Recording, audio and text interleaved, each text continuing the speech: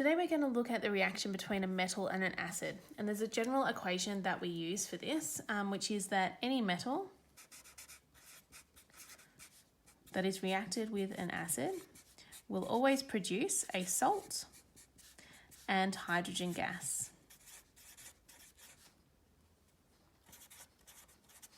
If you did an experiment in class, what you might have observed is that if you put a metal such as magnesium with an acid such as hydrochloric acid, bubbles would have been produced. It's also an exothermic reaction, so you might have noticed that the test tube get a little bit warm as well. But those bubbles that are being produced, if you then perform the pop test, you would have found out that it is in fact hydrogen gas that is produced. And if you tested other metals, you would have always found the same thing, that hydrogen gas was produced every time. So writing word equations for this, probably the hardest part is to work out what the name of the salt is. These are always ionic salts, and ionic is just a word that we use to say that it's a metal with a non-metal. So let's do an example to see where the name comes from. Let's use magnesium as an example. So if we have magnesium and we react that with hydrochloric acid,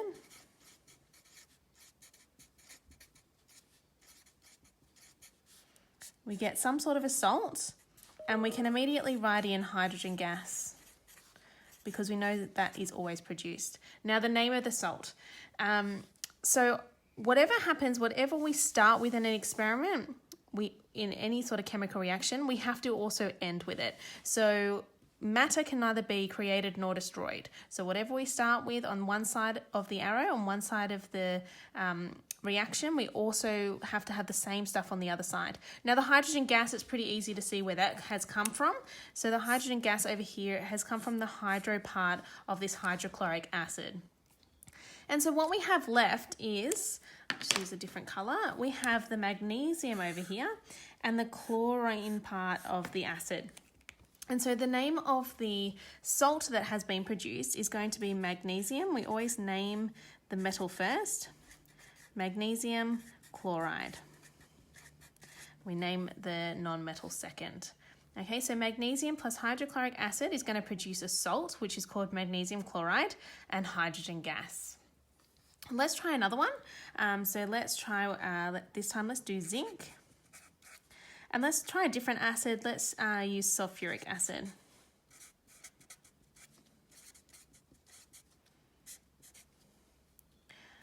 Now, it's always easiest to quickly write in our hydrogen gas. It's always going to be produced in this sort of a reaction. But now let's work out, where do we get the name of the acid, of the salt from? So the hydrogen gas has come from the sulfuric acid. So the formula for sulfuric acid is H2SO4. So we can see there that the hydrogen has come from here. Now let's name the salt. So what is left over is we've still got the metal here. And remember, we always name the metal first. So it's going to be zinc something. And we've got the sulfate part of the sulfuric acid left. So zinc plus sulfuric acid will give us zinc sulfate and hydrogen gas. Now let's have a go at writing a chemical equation. So these are word equations. So we've just written the words for each of the reactants and the products. So remember, reactants are always on the left-hand side of the equation. Products are on the right-hand side of the arrow.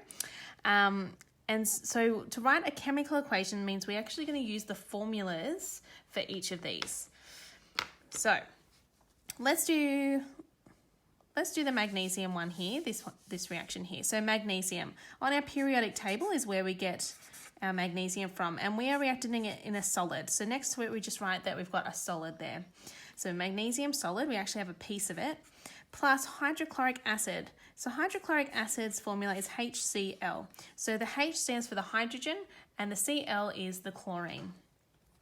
This we say is in aqueous mixture because it's actually diluted in water. So we've got magnesium and hydrochloric acid, and we say it's aqueous because it's been diluted in water. On this side, so what we're getting as the products is magnesium chloride. That is the formula for magnesium chloride. and we have hydrogen gas, and hydrogen is H2 as a gas. So we can put our little state that that's gas there. And the magnesium chloride, the reason you didn't really see it in your reaction is because it's diluted in the water that was there with the hydrochloric acid. So we say it's aqueous, so that's AQ for aqueous. You don't need to know that in year 9. But this is just really helpful for you to know if you're going to do chemistry in the future. So this is what we call a chemical equation. Now, something that's really important when we're looking at chemical equations is that they're balanced. So remember before I said that whatever is on the left here has to also be on the right. Now we have all the right components. So we can see that magnesium is on this side and we've got magnesium there. That's good. We've got hydrogen here, we've got hydrogen there, and we've got the chlorine here and chlorine there. That's all fine, except that now we need to look at how much of each thing we have. So we can't, start off with only a little bit of hydrogen and then end up with lots. Hydrogen doesn't just appear out of nowhere. It actually has to balance. So here I've got 1 magnesium and 1 magnesium. I know there's 1 because there's no number in front of it or right next to it. So that's fine. Here I have 1 hydrogen, but over here, see how it's got H2? That means we've got 2 hydrogen molecules here. So if I have 2 hydrogen atoms is probably the word I should have used, atoms, 2 hydrogen atoms here and only 1 here. In order to balance that, I put a 2 out the front. So now I have 2 times hydrogen here, and again I have 2 hydrogen there.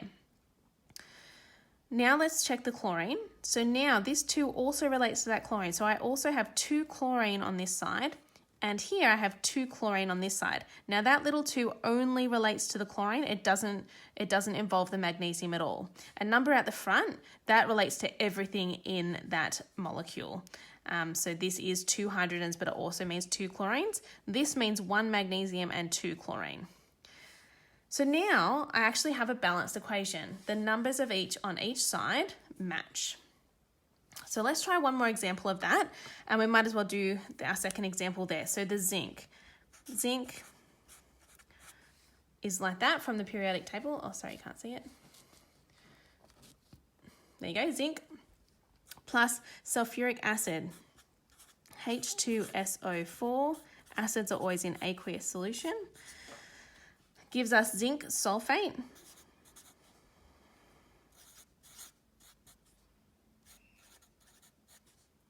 And hydrogen gas. Let's check the balancing on this one. So I've got 1 zinc here and 1 zinc there. That works out all right. I've got 2 hydrogens here and 2 hydrogens here. That works out okay. And I've got 1 sulfate molecule here and 1 sulfate molecule there. So that equation already is balanced. We actually don't have to change anything. It's just worked out that it's balanced that way. Now I'd like you to try and do one of these for yourselves. So have a go at finishing the word equation for the reaction between iron and hydrochloric acid. And then also, given that I've given you these different formulas for each of those components, have a go and see if you can do the chemical equation as well. Also checking that it's balanced on both sides and see how you go.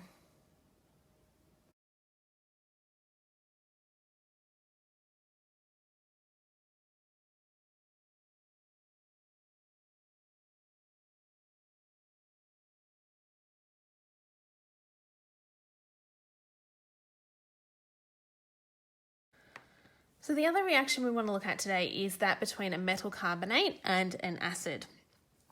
So the word equation for all of these type of reactions, so always if you've got a metal carbonate reacting with an acid, it will always produce a salt, water, and carbon dioxide gas. If you did an experiment in class, then what you would have observed is if you had the metal carbonate reacting with the acid, and then if you trapped that gas and force the gas down a delivery tube into lime water, that carbon dioxide, or if it is carbon dioxide gas that's produced, and it would have been in this case, will turn the lime water a cloudy colour because it forms a precipitate. Now, only carbon dioxide gas does this. So if another gas was produced like hydrogen or oxygen, then the lime water would have remained clear. But in this case, we know that carbon dioxide gas is produced because when you do this reaction, this experiment in class, the lime water turns a milky colour, a cloudy colour. So let's try writing some word equations, maybe for some reactions you might have done in class. So copper carbonate is a pretty common carbonate you might have used. So copper carbonate, it's like a green, really fine powder. And if you were to react that with hydrochloric acid, you would get a salt. Let's come back to the naming of the salt in just a minute. The water part is easy. Let's just write water and the carbon dioxide. So that's going to be the same no matter what metal and what acid is used. You're always going to end up with water and carbon dioxide. The name of the salt is what is going to be a little bit trickier, and that's going to change each time. So, where do these things come from? Now, the carbon dioxide comes from the carbonate bit here. So that carbonate bit, that's where we get our carbon dioxide from. So that the carbonate sort of breaks away from the copper carbonate to produce that gas. Now, in here, we also have some oxygen as well. So some of it gets used up in the carbon dioxide, but the other part of the oxygen joins with this hydro part of the acid to give us water. Because remember that water is H2O, so it's hydrogen and oxygen. So now we know where the carbon dioxide has come from, and we know where the water has come from these two. What's left is we've got the copper over here and the chloride part. And so what's the name of our salt going to be? It's going to be copper chloride.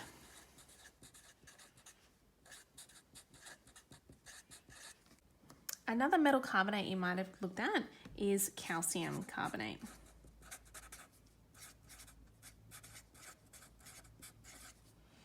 Now, calcium carbonate, this is a really important one because when we start to think about ecosystems, particularly our aquatic ecosystems, and the reaction with acid, let's say, for example, if there was acid rain or the pH level of a lake may become slightly acidic if through agriculture or industry chemicals are dumped into the lake, it can lower the pH to make it more acidic.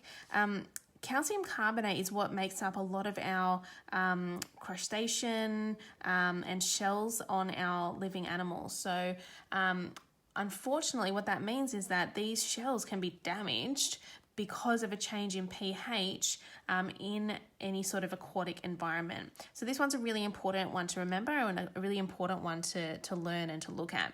So if we have a calcium carbonate, and we can just keep that as hydrochloric acid as well. Okay, we're going to end up with a salt, and again, water and carbon dioxide. So remembering that the carbon dioxide is coming from this carbonate bit, and the water is coming from the hydro plus another bit of oxygen from that the carbonate bit. So what we're left with is the metal part, so the calcium, and the chloride part of the acid. And so our salt is going to be called calcium chloride.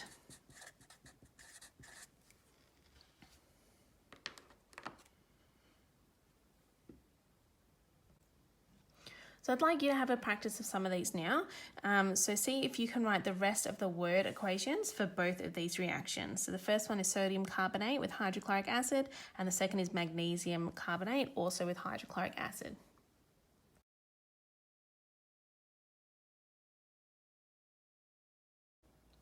And here are the answers for you. So sodium carbonate and hydrochloric acid. Okay, so the salt is coming from the metal here and the chloride part of the acid, and we end up with water and carbon dioxide as well. And again, so the magnesium carbonate with hydrochloric acid, the salt, magnesium chloride, is coming from there, and the water and carbon dioxide is coming from the carbonate and the hydro part of the acid as well.